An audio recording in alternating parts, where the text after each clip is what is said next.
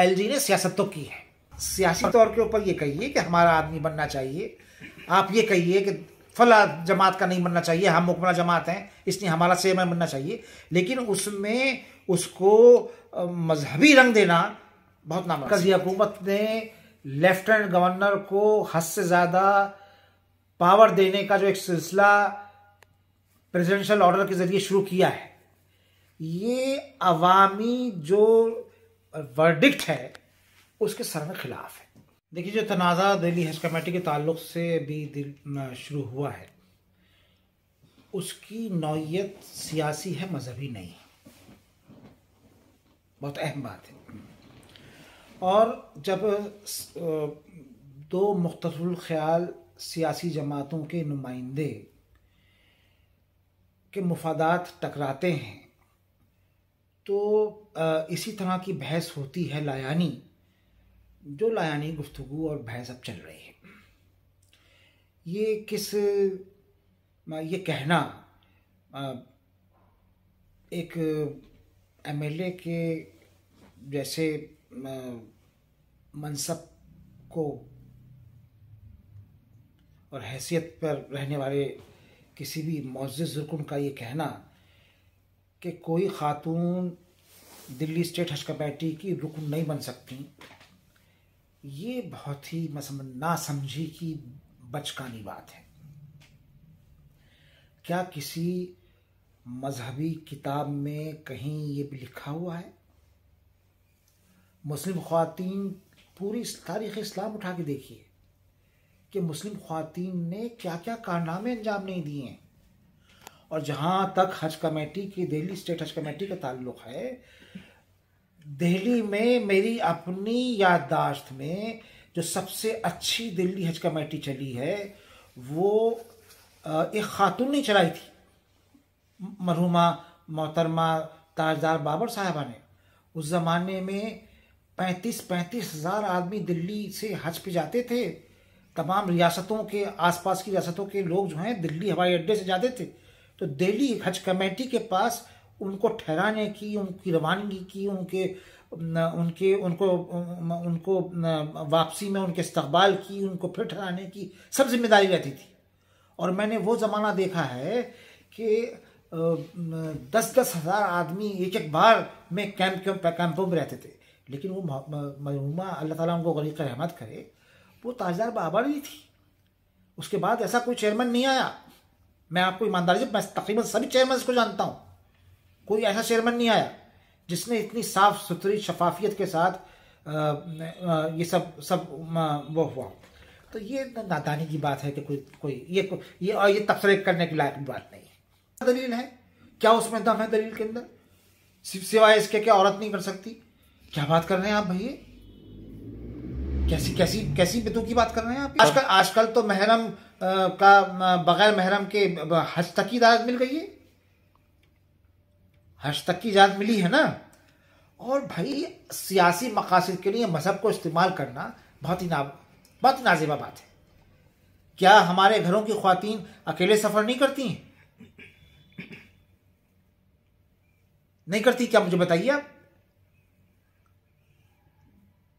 ये सारा मामला एडमिनिस्ट्रेशन का है। एडमिनिस्ट्रेशन, अगर कोई मर्द भी अगर नाकारा होगा तो नहीं चला पाएगा।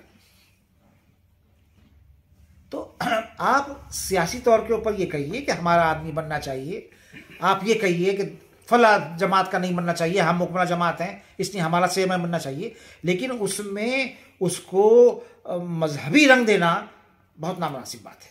दाढ़ी रख रखी है, क्या मौलवी हो गया क्या?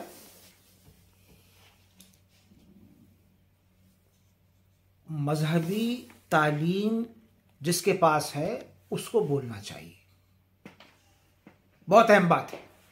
वो सियासी तकरीर है वो, और असेंबली में कुछ भी कह दीजिए उसकी पकड़ तो कुछ होगी नहीं आपकी।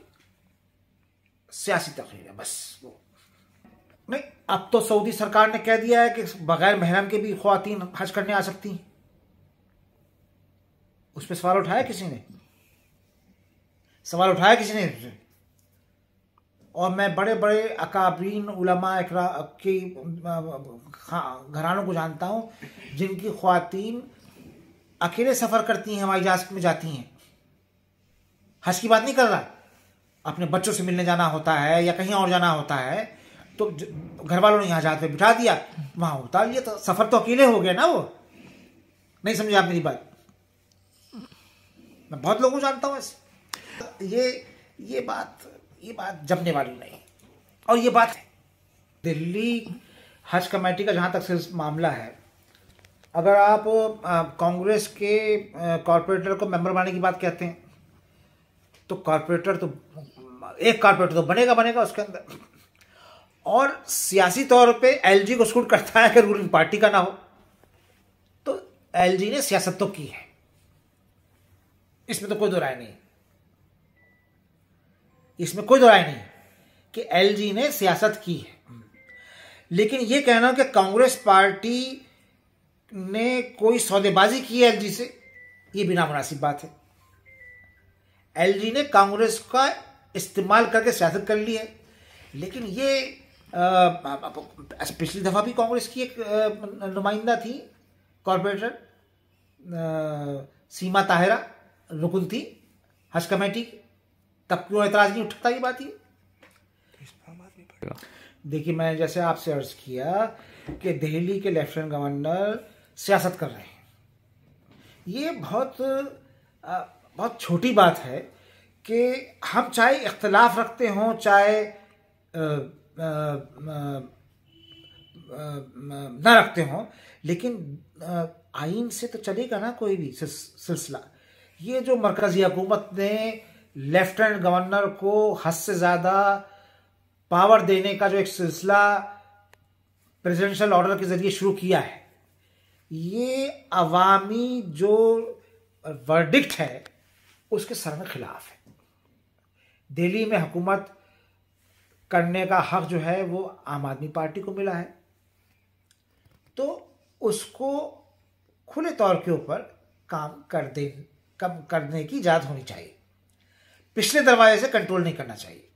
ये मेरी अपनी एक बिल्कुल आइन के तालिबे इल्म होने की हैसियत से मैं अपनी बात कह रहा हूं। ये बात बिल्कुल नामुनासिब है कि वर्डिक्ट आपके खिलाफ मिला है और आप उस वर्डिक्ट को अंडू करने के लिए आप एलजी के जरिए एक इलेक्टेड गवर्नमेंट के कान ऐंठ रहे हैं। ये मुनासिब बात नहीं।